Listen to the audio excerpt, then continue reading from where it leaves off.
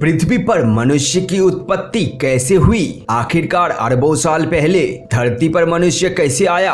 किसके द्वारा हुई थी शुरुआत में मानव की उत्पत्ति? मानव उत्पत्ति का क्या है राज? क्या कहता है साइंस मानव उत्पत्ति के बारे में? दोस्तों, क्या यह सवाल आपके मन में भी उठते हैं? आज के इस वीडियो में मनुष्य की उत्पत्ति कैसे हुई इसके बारे में विस्तृत जानकारी देने वाले हैं। तो शुरू करते हैं आज का यह इंटरेस्टिंग वीडियो। दोस्तों, इस रहस्य को जानने के लिए हमें 4 अरब साल पहले की दुनिया को जानना होगा।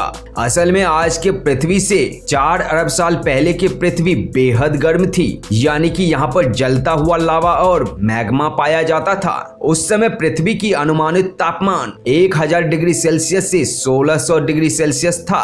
करीब 3.9 अरब साल पहले पृथ्वी का तापमान कम होना शुरू हुआ और इसी कारण यहाँ तेज बारिश हुई और ये बारिश कई सालों तक हुई।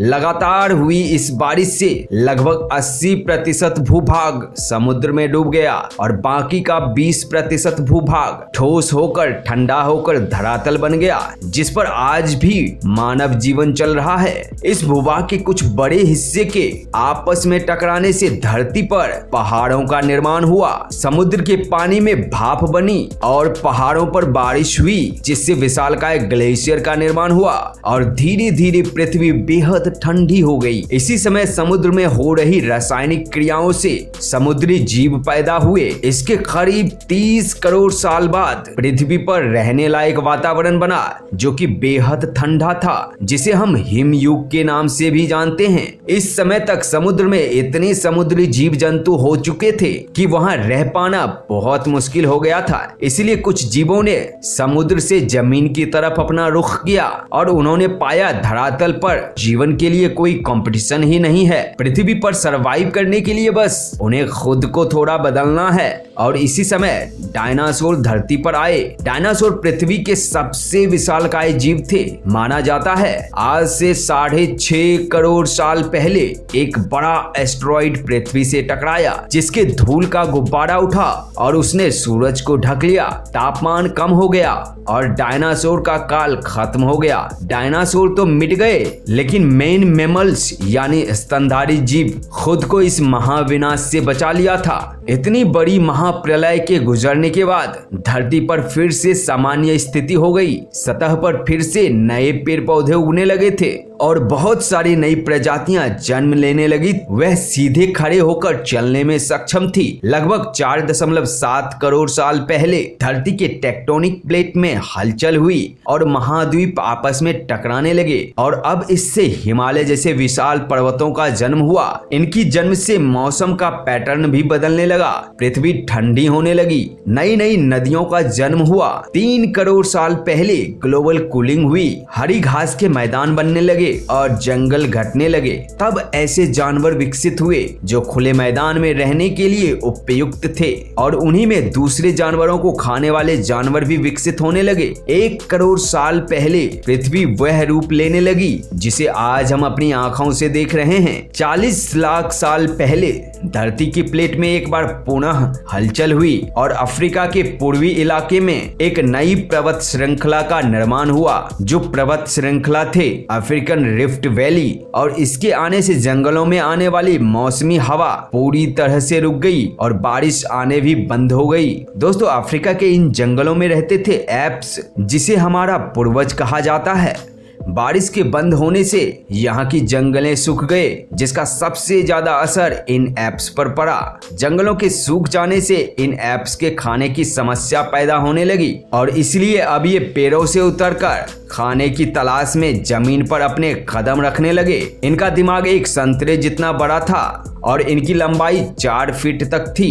कई हजार साल से विकास क्रम के बाद ये 2 पैरों पर चलने लगे। समय के साथ साथ विकास की प्रक्रिया भी चलती रही और हमारे पूर्वज धीरे धीरे विकसित होने लगे। 30 लाख साल पहले हमारे पूर्वजों का दिमाग काफी बड़ा हो गया था। माना जाता है कि इंसान और एप्स एक ही सोर्स से उत्पन्न हुए हैं और वह सोर्स था ह्यूमिडियन। कहा जाता है कि यह प्रजाति हमारे साझा पूर्वज थे। शारीरिक बनावट में यह इंसान और बंदर दोनों की तरह से दिखाई देते थे। ज्यादा समय पेड़ पर रहने के अलावा यह झुककर चलते थे। हालांकि इनकी सटीक शरीर की बनावट कैसी थी यह बात किसी को नहीं पता, लेकिन एक बात तो तय है, इंसान और एप्स को विकसित करने वाली प्रजाति भी यही थी। आगे चलकर ये एप्स और भी विकसित हुए। कुछ एप्स पेड़ पर रहना चाहते थे, जबकि कुछ विकसित होकर जमीन पर चलना शुरू कर दिया। जो अब भी पेड़ पर रहना चाहते थे वह बन गए गोरिल्ला, जो कि आज भी धरती पर मौजूद हैं। और इन प्रजातियों में कोई खास विकास नहीं हुआ, लेकिन जिन्होंने विकसित होकर जमीन पर चलना शुरू कर दिया था वे थे ह्यूमिडियन, जो आगे चलकर दो भागों में विभाजित हो गए।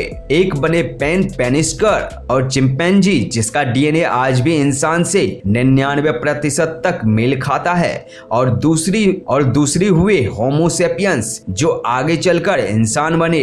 लेकिन होमोसेपियंस से आज के विकसित मानव बनने में कई साल गुजर गए। तो आइए इस कहानी के बारे में भी जान लेते हैं। विश्व के अनेक स्थानों से मानव के खोपड़ी और हड्डियां प्राप्त हुए हैं। वे लगभग 1.5 लाख साल पुरानी हैं। आज से 10,000 वर्ष पूर्व तक आदि मानव झुंड बनाकर जंगलों में भोजन की तलाश में घूमता रहता था। फिर उसने पत्थरों को हथियार की तरह इस्तेमाल करना शुरू किया। समय के साथ ही आदि मानव समूह में अन्य जानवरों का शिकार करने लगे थे। यह जानवर अन्य जानवरों से ज्यादा होशियार थे। इन्होंने सबसे पहले आग का इस्तेमाल करना सीखा। आग की खोज इंसान के लिए सबसे बड़ी खोज मानी जाती है। जानवरों का शिकार करके खाना, गुफाओं में रहना, यही आदि मानव की दिनचर्या हुआ करती थी। वहीं जंगली जानवरों के डर से गुफा के बाहर दरवाजे पर आग जलाकर अपनी रक्षा करता था। पत्थर से आग जलाता था, पत्थर के ही बर्तनों और औजार का यूज करता था। आदि मानव का दिमाग समय के साथ साथ काफी विकसित हो गया। 2 लाख साल पहले आज के इंसान ने अपना रूप लिया था। इंसान ने बोलना शुरू कर दिया था।